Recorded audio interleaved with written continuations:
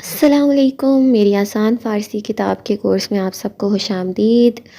اس course میں آپ کو میری کتاب کے لیکچرز دیے جائیں گے لیسن بائی لیسن، اور لاسٹ لیسن میں نے اپلوڈ کیا تھا پہلا، اس کے بعد کچھ مصروفیات کے سبب میں نہیں کر سکی، مگر اب دوبارہ یہ کورس سٹارٹ کیا گیا ہے اور ریگولر بیسس پر انشاءاللہ اس پہ ویڈیوز اپلوڈ کی جائیں گی۔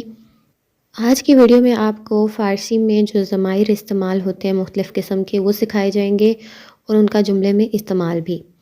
تو ضمیر کے بارے میں آپ کو پہلے بھی بتا چکی ہوں کہ جو لفظ نام کی جگہ استعمال ہوتا ہے اسے ضمیر کہا جاتا ہے۔ ضمیر کی جمع ہوتی ہے ضمائر۔ تو جیسے اردو میں ہم کہتے ہیں آپ، تم، میں، یہ ہم نام کی جگہ لفظ استعمال کر رہے ہیں تو انہیں ضمائر کہا جاتا ہے۔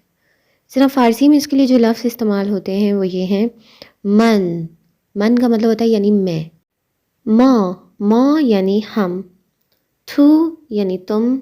شما یعنی آپ یا پھر آپ سب۔ تو شما کے بارے میں آپ نے یاد رکھنا ہے کہ یہ جمع کے لیے بھی استعمال ہوتا ہے اور احترام کے لیے بھی استعمال ہوتا ہے۔ او یعنی وہ۔ آنہا جو ہے اس کا مطلب ہوتا ہے وہ سب، یعنی جمع کے لیے استعمال ہوگا۔ یعنی سب سے پہلے جو ضمائر ہم نے سیکھی شخصی ضمائر، ان کو آپ نے اچھے سے یاد کرنا ہے۔ من یعنی میں، ماں یعنی ہم، تو یعنی تم، شما یعنی آپ یا آپ سب، او یعنی وہ، آنہا یعنی وہ سب۔ سب سے پہلے تو ان کے بارے میں آپ کو معلوم ہونا چاہیے، اچھے سے ان کے میننگ آپ یاد رکھیں۔ اب ہم سیکھیں گے کہ اگر ہم نے ضمیر سے کسی چیز کا تعلق ظاہر کرنا ہو، جیسے میری کتاب، تمہاری کتاب، آپ کی کتاب، تو یہ ہم کس طرح سے کہتے ہیں فارسی میں۔ اس طرح کا مرکب اضافی بنانے کے فارسی میں دو طریقے ہیں۔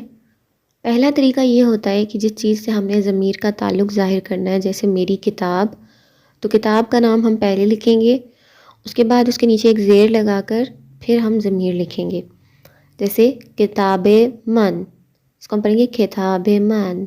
کتاب من یعنی میری کتاب۔ کتاب ما یعنی ہماری کتاب۔ کتاب تو یعنی تمہاری کتاب۔ کتاب شما یعنی آپ کی، آپ سب کی کتاب۔ کتاب او اس کی کتاب۔ کتاب آنہا یعنی ان کی کتاب۔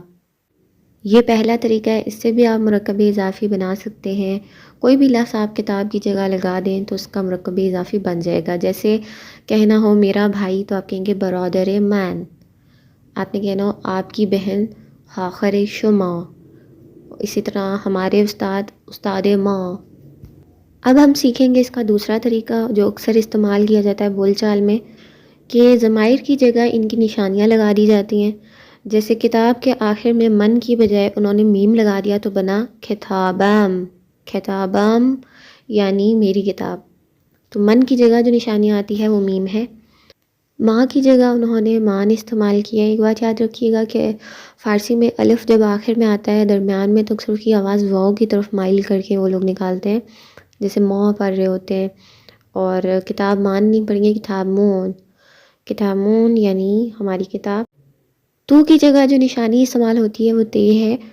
کتابت، کتابت یعنی تمہاری کتاب۔ شما کی جگہ تان لگاتے ہیں اور اسے تون پڑھتے ہیں، کتاب تھون یعنی آپ کی کتاب یا آپ سب کی کتاب۔ او کی جگہ شین استعمال ہوگا، کتابش یعنی اس کی کتاب۔ کتاب شون یعنی ان سب کی کتاب۔ کتاب شون یعنی ان سب کی کتاب۔ تو ایک تو آپ نے ان کا جو تلفظ ہے وہ یاد رکھنا ہے اور یہ نشانیاں اچھے سے یاد رکھنی ہے۔ کسی بھی لفظ کے آخر میں آپ یہ لگائیں گے تو وہ اس طرح کا معنی دیں گی، جیسے برادرم میرا بھائی، خواہرم میری بہن۔ مرکب اضافی کے بعد اب ہم سیکھیں گے کہ جملے میں ضمیر کا استعمال کس طرح سے ہوتا ہے جب ہم اسے فعل کے ساتھ استعمال کرتے ہیں۔ تو سادہ جملوں میں جیسے ہم کہتے ہیں کہ میں ہوں، تم ہو، آپ ہیں، اس طرح کے جملے ہم کیسے بنائیں گے؟ اس کے لیے پہلے تو آپ مصدر کا جو معنی ہے وہ سمجھ لیں۔ اردو میں گرامر میں بھی ہم نے پڑھا ہے، مصدر کہتے ہیں ایسے لفظ کو جس سے نئے لفظ بنتے ہیں۔ اردو میں اس کی نشانی ہوتی ہے کہ مصدر کے آخر میں نہ آتا ہے، کھانا، پینا، سونا وغیرہ سے نئے لفظ بنتے ہیں، جیسے ہونا سے بنے گا ہوں، ہیں وغیرہ۔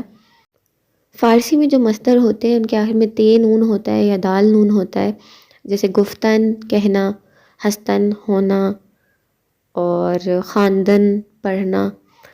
تو ان کو جب ہم فعل کے طور پہ لانا چاہتے ہیں تو ہم سب سے پہلے ان کے آخر سے نون ہٹا دیتے ہیں۔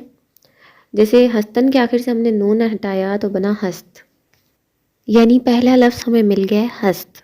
یہ ایک فعل ہے، ہست کا مطلب ہوتا ہے، اور فارسی میں ہست کو اکثر شاعری وغیرہ میں استعمال کیا جاتا ہے، مگر نارمل بول چال میں ہست کی جگہ وہ لوگ ہست بولتے ہیں، است الف لگا کے لکھتے ہوئے ہیں، است بولتے ہیں۔ تو ہست یا است کا معنی ہوتا ہے۔ اب ہے کے ساتھ ہم نے کون سی ضمیر لگانی ہے؟ ظاہری سی بات ہے اس کے ساتھ ضمیر لگے گی وہ ہے۔ تو فارسی میں اس کو ہم کہیں گے او ہست یا او است، یعنی وہ ہے۔ پہلا لفظ تو ہمیں مل گیا۔ اب اگر میں نے کہنا ہے کہ میں ہوں کا لفظ استعمال کرنا ہے، تو اب میں ایسا کیا کروں کہ یہ ہست جو ہے ہوں کا معنی دے؟ تو اس کے آخر میں ہم ایک نشانی لگا دیتے ہیں جسے شناسہ فعل کہا جاتا ہے، جسے ہست سے بنے گا ہستم، اس کے آخر میں میم کا اضافہ کریں گے، بنے گا ہستم، یعنی ہوں۔ اور اب یہ من کے ساتھ استعمال ہوگا، من ہستم یعنی میں ہوں، من ردا ہستم میں ردا ہوں۔ اس طرح سے آپ سادہ جملہ کوئی بھی بنا سکتے ہیں، جیسے من معلم ہستم میں معلم ہوں، من پاکستانی ہستم میں پاکستانی ہوں۔ ماں کے ساتھ جب فعل استعمال ہوگا تو اس کے آخر میں یہ اور میم کا اضافہ کیا جائے گا، بنے گا ماں ہستیم، ماں ہستیم یعنی ہم ہیں۔ اسی طرح تو ہستی، اب ہست کے آخر میں یہ لگا دیا تو یہ تو کے ساتھ استعمال ہوگا، یعنی ہو، تو ہستی یعنی تم ہو۔ اسی طرح شما کے ساتھ لگانا ہے تو آخر میں یہ اور دال کا اضافہ کیا جاتا ہے ہستید، شما ہستید یعنی آپ ہیں یا آپ سب ہیں۔ اور آنہا کے ساتھ جب اس فعل کو استعمال کیا جائے گا تو اس کے آخر میں نون اور دال کا اضافہ کیا جائے گا، آنہا ہستند یعنی وہ سب ہیں۔ اس لیکچر کو آسانی سے یاد کرنے کے لیے آپ نے ایک نوٹ بک لینی ہے، اور اس میں سب سے پہلے آپ نے ضمیروں کے نام لکھنے ہیں، من، ما، شما، آنہا وغیرہ، ان کے معنی لکھنے ہیں۔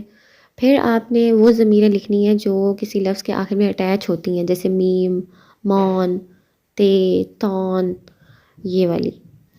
پھر آپ نے لکھنا ہے مصدر کی تعریف، اور مصدر سے پہلا لفظ کیسے بنتا ہے، وہ کس ضمیر کے ساتھ لگایا جاتا ہے، پھر باقی ضمیروں کے ساتھ جو فعل لگتا ہے اس کے آخر میں کون سی نشانیاں لگائی جاتی ہیں، وہ سب آپ نے نوٹ کر لینا ہے اچھے سے، اور یاد بھی کر لینا ہے۔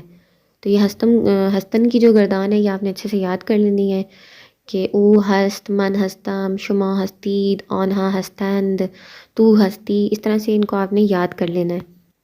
پہلے 2 درس جو ہمارے ہیں اس میں آپ کو گرامر سکھائی گئی ہے بیسک، اس کو آپ نے اچھے سے سمجھ لینا ہے۔ نیکسٹ ہمارے جو لیسن ہوں گے اس میں آپ کو نئے سے نئے جملے، نئے سے نئے فعل استعمال کرنا سکھائے جائیں گے۔